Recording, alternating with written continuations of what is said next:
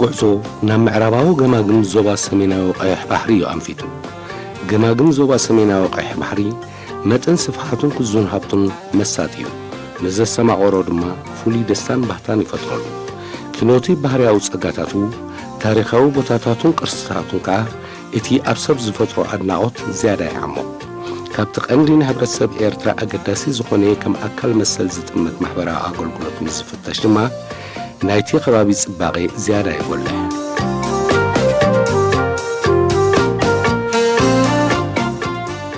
ኣንፈት ጉዕዞና ናብ ንኡስ ዞባ ፍቆሮ ብምግባር ገና ማእከል ምምሕዳር ናይቲ ንኡስ ዞባ ናይ ዝኾነት ከተማ ፍቆሮ ከይበጻሕና እዝን ነዝን ዝመስል ሕቶታት ክነሰላስል ኣደረኸብና። መስመራት ጽርግያ ኣብ ዕለታዊ ምንቅስቓስ ብሓፈሻ ኣብ ማሕበረ ቁጠባዊ ህይወት ዜጋታት ድማ ብፍላይ ዝፈጥሮ እወታዊ ጽልዋ ካብ ማንም ዝኽወል ኣይኮነን። ካብን ናብን ንኡስ ዞባ ፍቆሮ ዝሰላሰል ዘሎ ጽርግያታት ብምርኣይ እቲ ሕብረተሰብ ኣብ ዝሓለፈ እዋናት ዝነበሮ ብድሆ ዘልኾ ዝነበረ ፀዓት ዘጥፍኦ ዝነበረ ግዜ ብዓብዪ ድማ ኣብ ልዕሊ ኣዴታትን ነፍሰ ጾራትን ዘውርዶ ዝነበረ መጠን ጸቕጥን ክብደትን ንምግማቱ ኣያጸግምን። ዝያዳ ኩሉ ከዓ ኣብ ዘይምቹእ ኣከባቢ ኣብ በረኽቲ ዝባናትን እምባታትን ንዝተደኰነ ዓድታት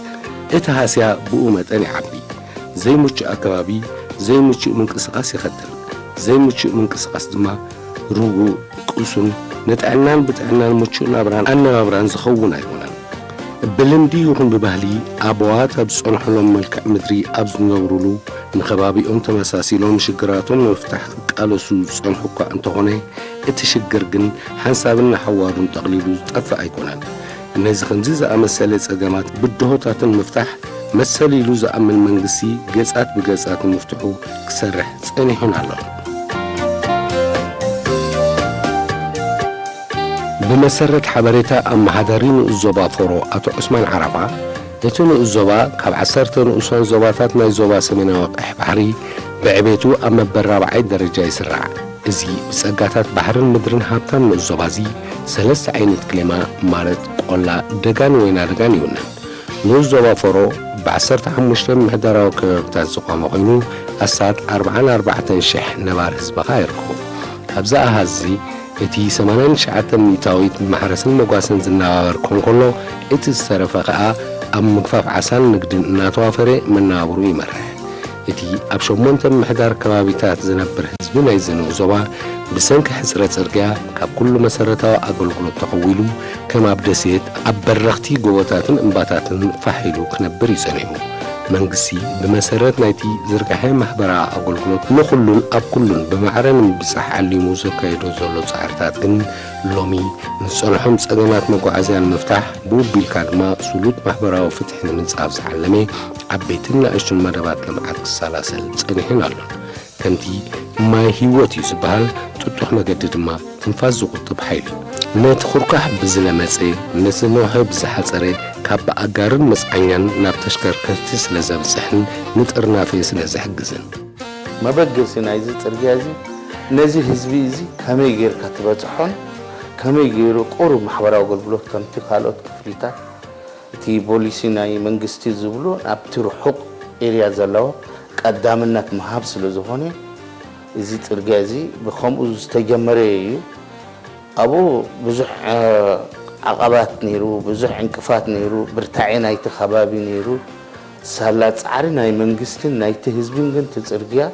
لو معلتي كون يناي لنا أستاذ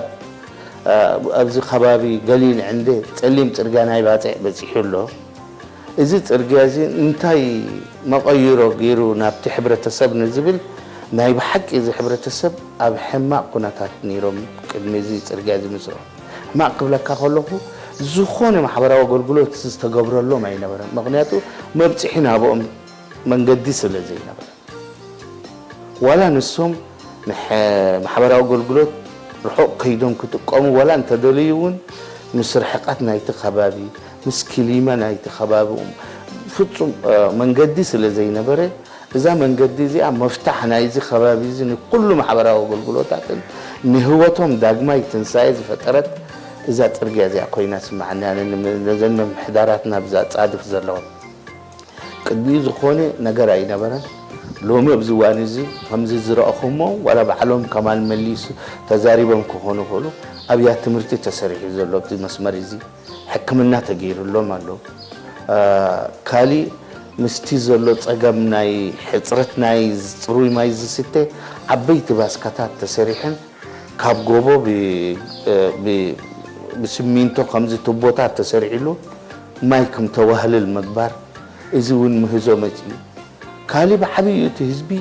نايت خبابي كلمع جميرو مزناي لمعات مدب تخبابي يلمع بتحدقاي عنقل له بتحدقان تخبابي يلمع له قدم كنكدو خلنا زي خبابي زي احنا ما حبار غيرنا بقندع غيرنا بسجنيتي عدقيع غيرنا نام مبرق قطنا نعصفنينا استا 320 كيلومتر تقعيزنا نابو من مبصح لو مجن ب76 كيلومتر انا بصحم زلان كابزان غو بصحيلنا نملس كالي صراحه قتقبل قدمنا ابوم كنكيد نا عوارح مدبات حنصص ابوم كتكيد حدث سمونيو مس حصرتنا مغعزيا له مسناي ندادي مسناي خالي زكل تدراريبو اب عامت حنت غزي انت بصحنا يومينا ابتي زحلف يوان ابزوان زي جن ناي بحقي قصال معلتي توفرنا نهلكم الصوم قالوا مي تمالين بو بصحيلكم تمليسكم بريكم ولكم تمنددي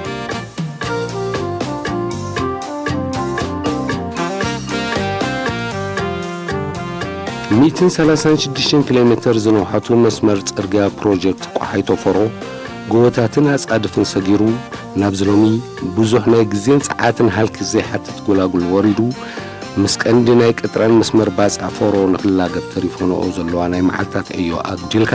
ሙሉእ ንሙሉእ ብዓወት ኣብ ፍጻሜ በጽሒሉ እዚ ነዊሕ ዓመታት ክስራሐሉ ዝጸንሐ ስራሕ እዚ ንመንፈስን ኣእምሮን ህዝቢ ናይ ተከባቢ ብሩህ ተስፋ ዝወልዕ እዩ ኣብ ዝሓለፈ ዓመታት ኣኽራናትን ጎቦታትን ተርጊኡ ተሪር ጠረራ ጻድፍ በመንዳል መስመራት ጽርግያ ንመውጻእ ዝተኻየደ ጻዕርታት ዝተሰግረ ብድሆታት ማዕረኽ እንደይ ከቢድ መንባሩ በቀሊል ንምግማቱ ኣያጸግምን ከመይ ነይሩን ከመይ ያሎን ንዝብል ሕቶ ባዕሉ እቲ ኣባይታ ዘሎ ሓቂ ስለዝምልሶ እዚ ኣልጊብናን ኣርሒቕናን እነማዕዶ ዘለናንን ንወይና ዓይነት ንጥፈታት እዚ ስግሚ ብስግሚ ዝተበጽሐዩ ብሓፈሻ ኣብዚ ከባቢ ዝተዋፈረ ዓያይ ጉልበት ደገፍቲ ማሽነሪታት ኪላዊ ዓቕሚ ውጥንን ቅየሰን በቀሊል ዝቕመር ኣይኮነን ኣብዚ እዋን እዚ ነቲ ንጥፈት እትመርሕ ዘላ ካብ ፕሮጀክትታት ዓዳሃሎ ቁፅሪ 4 ብዓይኒ ዝምስከር ዕማም ኣብ ምስላእ ትርከብ ንስርሖምን ኣሰራርሖም ብዝምልከት ቃላቶም ነዚ ሓሳብ እዚ ይገልጾ እዚ ስራሕ እዚ መጀመርያ ካብ ዓዲ ቀይሕ ተበጊሱ ንፈሮ ስለዛቱ ብፕሮጀክት ቋሕይቶ ፈሮ ተባሂሉ ዝጽዋዕ መሰረቱ ኣብ መጀማምሮ ኻኒ ኩባንያ ብድሆ እዮም ጀሚሮሞ ኣብ 2006 ማለት እዩ ትዳዓበ ስራሕ ተሰሪሑ ጎቦታት ተሰንቲቑ ማልያ ደብሎ ብድሆታት ተሓሊፍዎ ኣብ ገለ ክፋል በሲሑ ንእዋኑ ቁሩብ ዓሪፉ ጸኒሕሎ ኣብዚ እዋን እዚ ኻኒ ብፕሮጀክት ናይ ዓዳሃሎ ብዝፍለጥ ማለት እዩ ራብዓይ ፕሮጀክት ኮይና ንሕና ነቲ ዝተረፈ ንምምላእ ማለት እዩ ኣስታት ሓደ ዓመት ገርና ኣለና ኣብዚ እዋን እዚ ድሮኻ ተወዲኡ ኣብ መዛዘም ይወፁ ቀሪብሎ ማለት እዩ ስለዚ ኣብዚ ንምብፃሕ ንባዕሉ ኣዝዩ በዳህ ዝኾነ ስራሕ ከቢድ ስራሕ ተሪፍዎ ጸኒሑ ነይሩ ነቲ ዝተረፈ ኣብ ምምላእ ኣዝዩ ሓያል ዝኾነ ስራሕ ኢና ሰሪሕና ክንብል ንኽእል እዚ ማለት ከዓኒ ብዘመናዊ ዕጥቂ ማሽነሪ ከምኡውን ብሓያላት ሞያታት ብምዕጣቕ ኢና ነዚ ቦታ እዚ ኣብቲ ዝድለ ከነብፅሖ ኺኢልና ዘለና ኣብዚ እዋን እዚ ጎኒ ጎኒ ናይዚ ሒዝናዮ ዘለና ፕሮጀክት ንባዕሉ ምስቲ ከባቢ ዝነብር ህዝቢ ከም መሻርክቲ ኢልና ንገልፆም ንሕና መሻርክቲ ናይዚ ፕሮጀክት ኮይኖም ተረባሕቲ ክኾኑ ስለ ዘለዎም ዋላዳ እቲ ፅርግያ ንዖም ተባሂሉ ይስራሕ እምበሪ ጎኒ ጎኒ ናይዚ ራህያታት ናይ ማይ መኸዘኒ ናይ 6 ራህያታት ዝኣኽላ ሰሪሕና ኣሎም ኣለና እዚአን ክሕዞ ዝኽእላ መጠን ማይ ንባዕሉ ካብ 2000 ክሳብ 7000 ዝሕዛ ደረጃታት ዘለወን እየን ማለት እዩ ብሜትር ኪብ ክንሪኦ ከለና እቲ ማይ ስለዚ እዋናዊ ተጠቀምቲ ክኾኑ ስለ ዘለዎም እዚ ዝኣክል ስራሓት ጌርና ኣለና ካልእ ጎኒ ጎኒ እዚ ተወሳኺ እውን ኣብ ሕርሻታት ዝኣቱ መስመር ማይ ካብ ሩባታት ምቕናዕ ማለት እዩ ዝያዳት ህዝቢ ብውሕጅ ስለ ዝጥቀም ናብቲ ሕርሻታት ዝኣቱ መስመራት ጌርና ኣሎም ኣብ ዝተፈላለዩ ቦታታት ማለት እዩ ቁርፅራፅ ኮይኑ እምበር 1 ኪሎ ሜትር ዝኣክል ጌርና ኣሎም ኣለና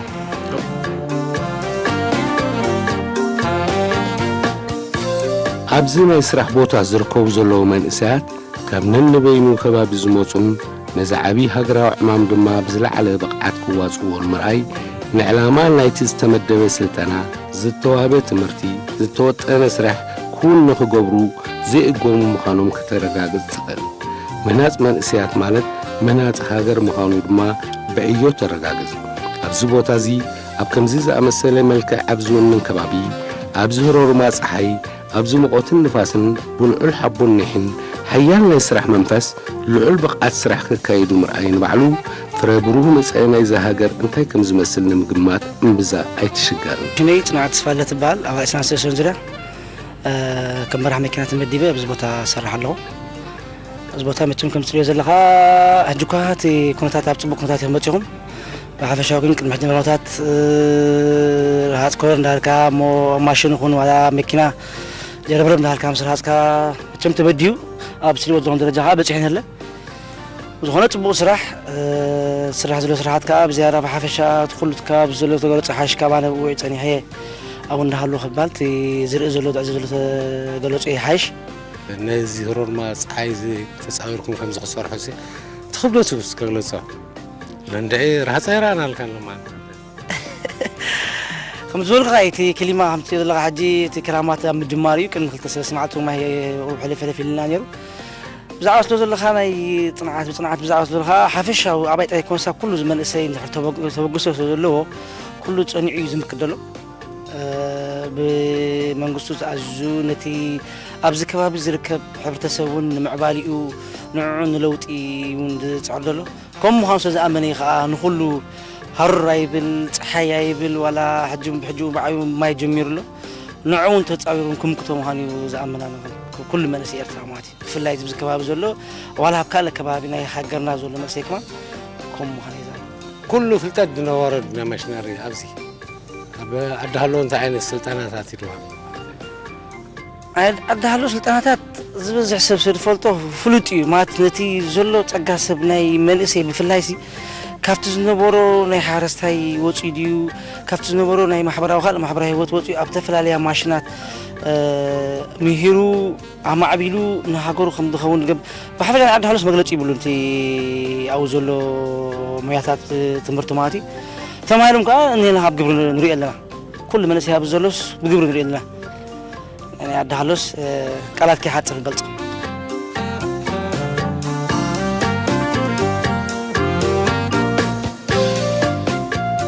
ሰንሰለታዊ ምትእስሳር ወለዶታት ብማሕበራዊ ክብርታትን ትውፊትን ምዝትመር ካብ ትማሊ ሎሚ ካብ ሎሚ ድማ ፅባሕ ብኩሉ ዓይነቱ ብሉፅ ወለዶ ክትካእ ይከኣል እዮን ዓየነትን ኣብ ነዊሕ ታሪክ ሕብረተሰብ ኤርትራ ድሙቕ ታሪክ ከም ዝስንድ ይፍለጥ ሱሩን መሰረትን ዝደልደለ ህንፃ ምዝኸውን ድማ መጻኢዩ የተኣማመን ብልክዕ እዞም መንእሰያት እዚኣቶም ኣዝዮም ውፍያት ሓያላት ናይ ስራሕ ወኒ ዘለዎም ክንገብር ባህልቲ እዮም ዝያዳ ከዓ ዝሰልጠኑሉ ቦታ ምሳና እዮም ኣብ ውሽጥና እዮም ማለት እዩ በቲ ዘለና ዓቕሚ ናይ ዓዲ ሃሎ ማለት እዩ ማሽነሪ መንግስቲ በቲ ዘለዎ ፕሮግራም መደባት ኣውፅኡ መንእሰያት ነቲ ዘለዎ ሞያ ክዓጥቅዎ ኣለዎም ስለ ዝተባህለ ብኡ መጠን ከዓኒ ተመዲቦም እቲ ዝኣክል ሞያ ቀሲሞም ድሮ ብዚ ሕጂ ትሪኦ ዘለኻ ساتهم معتيهم من الله زماشنا رزياتن ملو بقعات فلتات اليوم نتزكى الصراحة كاني بعلم مكيتهم يسرح له نبل خيلنا لذي نمساي ولدو وريسمو له تمساي مدباتنا منقصة متكبرون زيادة حلافنا تشكيمهم كسرحوا خمس خلو الرجاجسنا بزوان زي نقدمتنا سكون زلنا مارج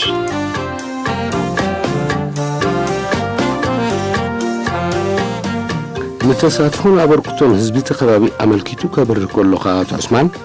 لك هزبي ناتو نبرت مخانة ذات سرقيازيا زتبلاشوا زوم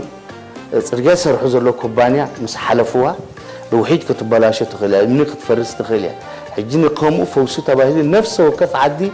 ناتا بوتا لوا زتوهبا لك وين اي حمقون ابز خبابي زلو هزبي كمسغونو غبوي زفرست ماي لوما هريما وي قالن تبلاشيا نصبحي توفراله نناتهم مدب سلازلون يزخا زمدب يزخا خبزا ويعا كساب تدوبنا هنا مزدبوب تا وراخبنا ناي دبوون كومو كله خليو يترنا هنا تا مودع تزرحكم مدانا له كسابو نفسه كف عدي ناتا كيلومتر له ابتوش كيلومتر ناتهم تبلاشا وي زتقن امنيدي وكاليدي ولا زمن قدنا يوحي زرقهم كله بهزبي تسرحي استي صار حجون يسرح له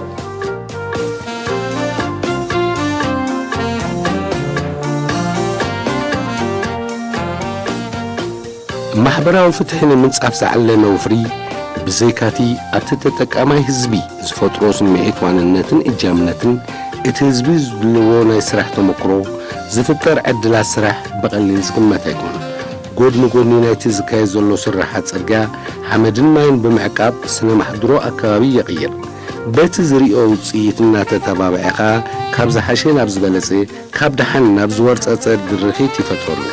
نبرتي تخبابي كابتي زكاي زلو سرحات زركب زلو رهوان وصيتنا عمل كيتون كبرو قلو اسمي سليمان محمد أحمد بهال إزي زلنا يو خبابي كا كندي تعال زلنا يخا دخاني من دهالو تبهال قجي إذا حتى نزل لها صرقيا بتعمي استاي صبغي نحن قد مزي صرقيا ممصاو أبعبي شجر نيرنا حنتي تناس ساعني حكيمنا موساد أبزع تقدا نيرا زماتا نيرن بتعمي عبي سجم زباس حنيرن قجي صرقيا خبز متسجن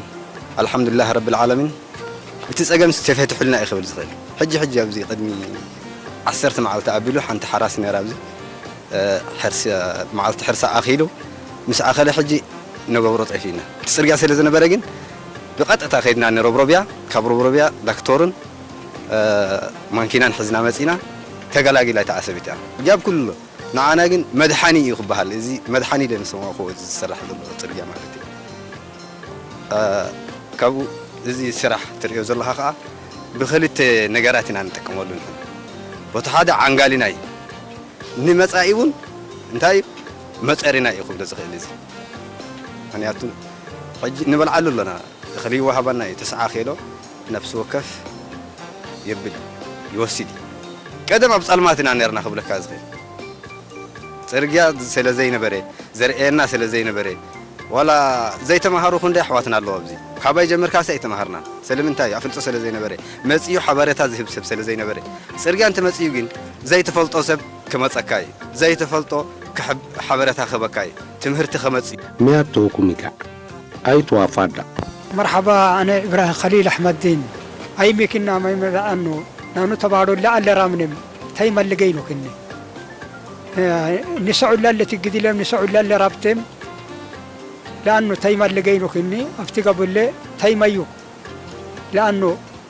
حياة ولا هدي تدس عن بلطي حياة كني كافو الحمد لله يفوت اللي كني نوعينا نم أي ميكني نمو عامتك كني معنا قبل كنا نتحس سرقة جايتم تنكو من جايتم تا أفتكر بالله اللي جاينا رعنا ما أفتكر بالله سرقة جايتم وقتك إن عملكم تيم اللي جاينا خنانم اسم الله نوفك انتياكو ما تشي شرع الله ترزقنا خناني قا احنا قدا لأنه سرقة الله قال لي أيما اللي جاينا رعنا نو حكمنا هاي لايت فايدة مدرسة فايدة أوتوبوس فايدة اللي جاينو رعنا سرقة جاي تمتنكم أقداسنت من قدي بزوج تقمي الله ماكينة زخون حمومتي خون قال يخون بتا ماكينة انت زي هالليا سبحسكا من قدي موتكا كالي محبراو قلقلوت يخون حكمناتات تمهرتي يلن كابيخا تمصمو من قد انت زي هالليوسي كابيخا تمصي من قد مسمصت ግን كله زارغا تركب دلي ነገር نرخبو نركب لنا مالتي حجينا نريو دلنا قدم كمزا مساحباي قلمالينا صلحنا من قد جبحال بافرازان قلمالن بعلكا كوعدكا نيراتا من قد كفورس قببجيا من قد بعلنا زسرحنا نيرا حجي ግን الله زي من تدقم مصا ግን ብዙሕ ጥቅምታት ንሪኦ ኣለና ማለት እዩ በፍራዛን እንታይ ኢኹም ሰሪሕኩም ማኪና እትነይሩሉ ዋላ እንታይ ኣድጊ ይኻል ኣድጊን ገመልን እምበር ማኪና ዝበሃላ ንብረት ኣብዚያ ካብ ኣሳፊራን ላዕሊ ካብ ፎረን ታሕቲ እምበር ኣብዚያ ማኪና ዝበሃል ንሪኦ ነበርና ኣብዚ ግን እቲ ናይተን መንገድታት ብገመልን ብኣድግን ብኣፍራዛን ኢና ነብሎ ካብ ዓዲ ናብ ዓዲ ማለት እዩ ከማይና ንጥቀም ነርና حجي ግን ሰላታ ጽርግያ ብዙሕ ንረኽቦ ኣለና ይብለካ ኣለኹ ኦኬ حليمة صالح محمد يمقعكني الحمد لله يلا حمره دولة حمره ما شاء الله نشكره ابن رجلينو دولاك رجلنا صبري يمكن كان يمكن حكومة وامره سرقانو تمعي تبوس فندا حكمين فندا مدرسة فندا دكينو ما يداكسو ندكني ربربيا من محدار كني فرو زوبا نزوبا كني لاي هرح من جين فندا حكمنا فندا سونوا يمكن كان معزوب نكتاني متعوب نكتاني نرديتها بنتي كني إلا منفعة فندا ننفع رجالنا حكومة منفعة فندا لتنفعين فندا أمنك الحمد لله يلا هم رجالنا يلا دولاك رجالنا يلا هم رجالنا فندم جايني هنا شكرا مجمرتا سعيد عبد الله أحمد من محضر دلندو الحمد لله بغلنا قد محجز نبرنايو لو مزلنايو ببيني إيو صلى من قستي الحمد لله صبق لنا كم حجز نبرنايو ما يخون أتشجر سرقا خي مسأت كمي نرنا حجي كمي قالنا الحمد لله كثرين ليتين إيو ببين إيو الحمد لله تمهرتي خون سرقا يخون كل صبغ لنا سرقا خي مسأت سي ولا حنتي لوتي أي نبرد ولا فتوم لعلي سبوتنا موت نرنا عنستي سي حراسات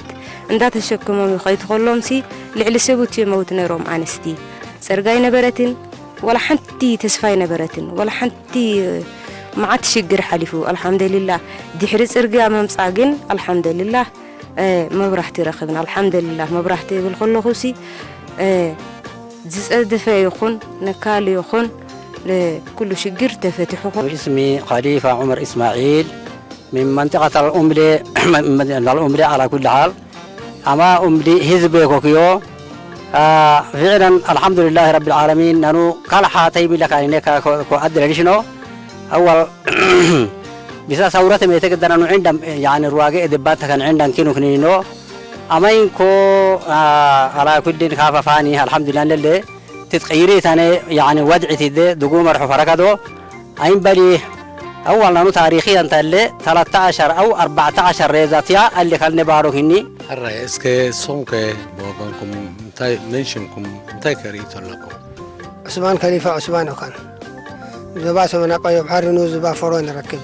فاطمة عري عدنا أبزيك بابيكا نو زبا من محضر وحداسيو تي سرقاكا كبا وحتى جمرا كساب حجي أبزي نعانا بسحة صبغ لنا تعمي أقول قلوت كمان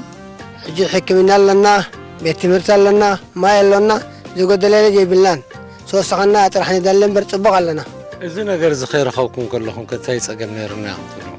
إذا زي كمان كلنا جمال قرنا ويتشكمنا سبيت انت حميمة ويسوي انت حميمة وكا جمال انت ودقوا ويكان انت حميمو ويكان انت طانيسا وي كحارس كله مشكام ينيرو حكمنا كيركمنا كلنا كابزا باصعو كعداي حنا كيدنا كل استرفنا يلا صبقوا توسخنا انا طرح ندلي مو خبز حليف الرا انت يكوسخكم كابزا حليف توسخنا اقول قلت اتوبوس وسخنا እንደገና መብራህቲ ዘድልያና ብዙሕ እዩ ግን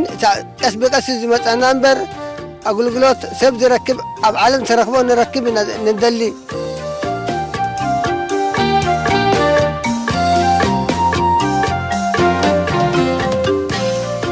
ኣዳ ሓሙሽተ ቆልዑ ወይዘሮ ጅምዓ ስሌማን ከዓ ኣብ ዳረት ናይቲ ፅርግያ ናይ ሸቐጥ ድኳን ከፊታ ህይወታ ክትመርሕ ጀሚራ ዘላ ዜጋ ወኡምለን ከባቢኣን ህዝቢ ሕጂ 30 ዓመታት ኣብ ኩናት ነርና ሕጂ ግን 27 ዓመት ገለ ገርና ኣለና ታሽሙ ክንረክብ ከለና ወናጽነት ምስ ረኸብና ሕጂ ናጽነት ክንረክብ ከለና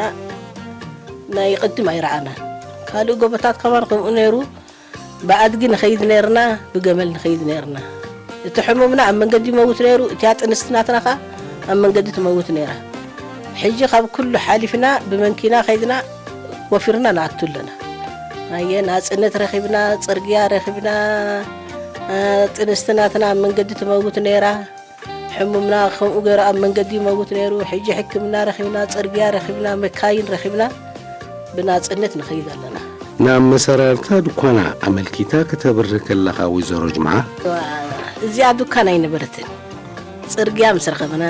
መንግስቲ ምስ ረኸብና ትሕቲ ረቢ ሰርሒና እያ ብገመል ክንምፃእ ይኮነን ብኣድጊ ክንምፃእ ይኮነን መንኪና ምስ ረኸብና ሰሪሕና እያ ሕጂ ኸማን ካብኡ ንላዕሊ ኸማን ክንወፅእ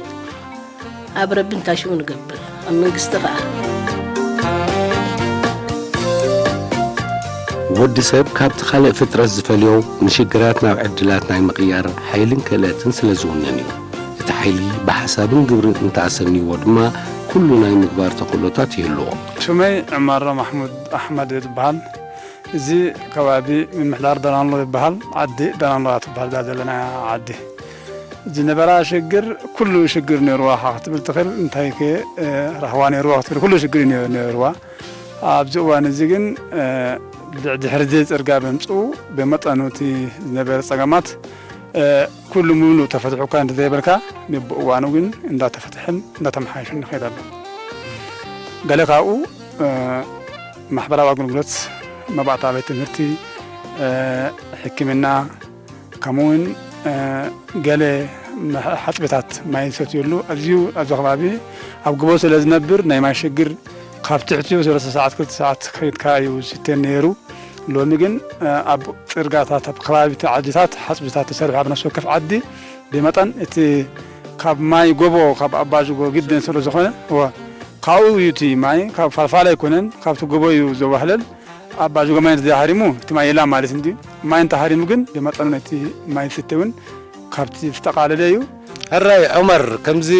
ንሪኣ ዘለና ዝሓፅቢ እዚኣሲ ኣብ ጎቦ እያ ተሰሪሓ ኣብ ጎቦ ዳሓፅቢ ዝስራሕ እዩ ከመይ እያ ኣሰራርሓ እስከ ንገረና ኣብ ጎቦ ሓፅቢ ይስራሕ እዩ ልዕሊኡ ካብኡ ዝዓቢ ጎቦ እንተዳሃልዩ ኣብ ጎቦ ይስራሕ እዩ ኣብ ጎቦ ስለ ዘለኻስ ኣብ ጎቦኻ ትሰርሕ ንዓኻ ከም ዝፅዕነካ ወይ ነቲ ማይ ከም ተባህል ጌርካ ከዓ ተበላሕትካ ነቲ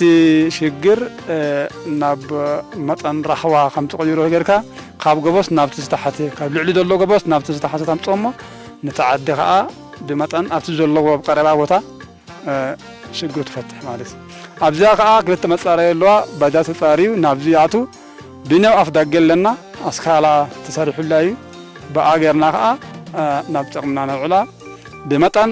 ናይ ማይ ዝነበረና ሽግር ካብ ትሕትና ኣዝዩ ርሑቕ ዝነበረ ናይ ማይ ሽግርና ትሕትና በዚ ረባሕ ሓዳስ ገፅ እዩ ደሎ እቲ ማይ ብኩሉ ወገን እኳ እንተሃለወ ንዓና ተቐርበና በዛ ትሕትና ንዛ ዓዲ እዚ ትሕቲ እዩ ደሎ ሕጂ ኣዝዩ ንዓቐቢ ነይሩ ነዊሕ ነይሩ እዚ ብመጠኑ ተቃሊሉልና ኣሎ መጀመርያ ንሕና ዝነበረና ፀገማት ብዙሕ እዩ መንገዲ ኣይነበረን ፅርግያ ኣይነበረን ብገመል ብኣድጊ ብኸምዚ ብክሳድ እዩ ዝናበር ነይሩ እቲ ህዝቢ ዝናበር ነይሩ እቲ ህዝብና ማለት እዩ ምስ ህዝብና ከምኡ ኢና ንናበር ነርና ማለት እዩ ድሕሩ ግን ድሕሪ ናፅነት ቁርብ ኣንፈት ምስ መፀ ናይ ኣድጊ ዘውፀሉ መንገዲ ምስራሕ ገመል ዘውፀሉ መንገዲ ምስራሕ ድሕሪ ገመል እንታይ መፅዩ መንግስቲ እዚ ፅርግያ ኣውጁ መፅያ ማለት እዛ ፅርግያ እዚኣ ፅርግያ ምንም ሰብ ክትወፅያ ወይ ክትበፅሕ ብስባፅዕ ክትራኸብ ዝብል ሓሳብ ኣይነበረን ማለት መራ ከባድ እያ እዚኣ ገሌላ ትበሃል ኣላ ዘይትስበር ክትስበር ኣይመስሎን ነይሩ ህዝቢ ማለት ጣልያን ናይ ለስላሴ መንግስቱ ሃይለማርያም ዝበሃል እዚ ናይ ስርዓት ደርጊ ካርቦሳ ዝበሃል ኣብፅሑ ኩልና ፈቲኖም ገዲፎም ሳላ መንግስትና ግን ፀዒሩ ወፅያ ሕጂ ትሪኦ ዘለኻ ንባፅዕ ተራኺባት ንርኢ ኣለና ማለት ድሕሪ ፅርግያ ምምፅኡ ግን እዚ ህዝቢ እዚ እፎይታ ረኺቡ መጓዓዝያ ረኺቡ ምስቲ መጓዓዝያ ምስቲ ፅርግያ እንታይ መፅዩ እንተልካኒ ሕጂ ግን ምስቲ ፅርግያ መጓዓዝያ ረኺብና ካልእ ሕማማት ኣለዉ ነፍሲ ጦራት ኣለዉ ኣብ መንገዲ ኣብ እንዳ ባርያላ እንዳተሸከምና ማለት እዩ ዝሞቱ ዝኾነ ሓደጋ ይጋጠም መራ ከቢድ ፀገም ይነብር እዚ ከባቢ ዝነበረ ከቢድ እዩ ሕጂ ሙሉእ ብሙሉእ ወፅዩ እንተዘይበልና ግን እንዳተመሓሸ ይኸይድ ኣሎ ማለት እዩ እዚ ሕጂ እንታይ እዚ ፅርግያ እንታይ ኣምፅኡ እንተኢልና ከዓ እቲ ፅርግያ ንኣብነት ማሕበራዊ ኣገልግሎት ኣምፅኡ እዩ ማሕበራዊ ኣገልግሎት ምስ መፀ እንታይ ረኺብና ኣብዚ ከባቢ ፅርግያ ዘለዎ ህዝቢና ማለት እዩ ንሕና ምስ ህዝቢ ኮይና ቤት ትምህርቲ ረኺቡ ሕክምና ረኺብና ሕክምና ረኺብና ቤት ትምህርቲ ረኺብና እዚ ሓፅብታት እዚ ራእይ ሕጂ እዛ ንሪኦ ዘለና ረኺብና ምስኡ ዘተኣሳሰር ከዓ ልምዓት መፅና ማለት ልምዓት ምስ መፀ ከዓ ናይ ኢለቱ ቀዳሚነት ነቲ ህዝቢ ክሰርሕ ሰበይትን ሰብኣይን ወድን ጓልን ጀሚሩ ክንሰርሕ ጀሚርና ማለት ሰሪሕና ከዓ ንኢለት መነባብሮ ናይ ብሓቂ ተመሓይሹ ንቅፅል ኣለና ምስኡ ከዓ እንታይ ኣሎ ሕጂ መገድታት ኣሎ መገብቲ ናይዚ ፅርግያ ዝኸውን መገብቲ ናይቲ ህዝቢ ዝኸውን 140 ኪሎ ሜትር በቢዋኑ ምስ ዳላንሎ ምስ ማይ ምስ ድንጉሌ ምስ ግርጋሮ ምስ ዳላንሎ ምስ ባክናፍ ከምዚ ከራኸበላ ነደልያ መንገድታት ከዓ ዝሰራሕና ኣሎ ኣብ መንጎ መንገድታት ጠጠው ዘበለ ኣሎ ማለት ኣብ ውሽጢ ምምሕዳርና ንሪኦ ከለና ከዓ ካብዘን ሕጂ ማሕበራዊ ኣገልግሎት ዘይረኽባኻ ምስቲ ካብቲ ፅርግያ ርሒቀን ስለ ዘለዋ ቤት ትምህርቲ ድዩ እዚ ንብሎ ዘለና ሕክምና ድዩ ካልእ ምስቲ ቅድም ዝነበረና ከዓ ኣሎ እዩ ኩሉ ሙሉእ ብሙሉእ ረኸብና ይኮን ኣሎ እዩ ግን እንታይ ትፅብትና ንቐፃሊ እፎይታ ንርኢ ስለ ዘለና በዚያ ዘለናዮ ቦታ ሕጂ ካማ ክንረክብና ዝብል ዓብዪ ተስፋ መጀመርያ ንኣምላኽ ድሓርካ ንመንግስትና ትፅቢት ኣለና ማለት እዩ እንድሕር ዘይጥረፍና ግን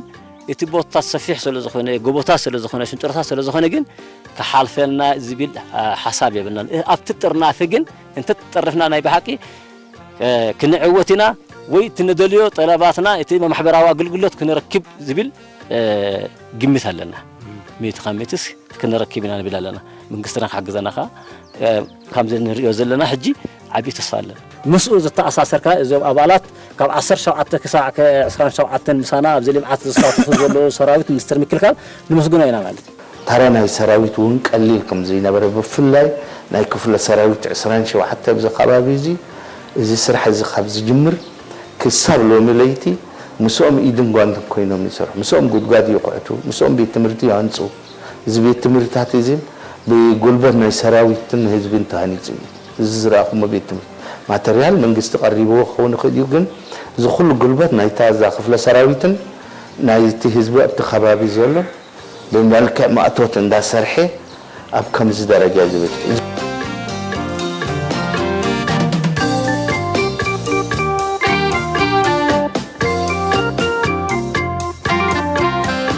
ፅርግያ ኣብ ሰንጦ ጉዕዞ ዘለዎ ተራ ንምግማቱ ዘሸግር ኣይኮነን ጥጡሕ መገዲ ኣብ ምቁጣብ ግዜ ጉልበት ሰዓት ወዘተ ወሳኒ ግደ ኣለዎ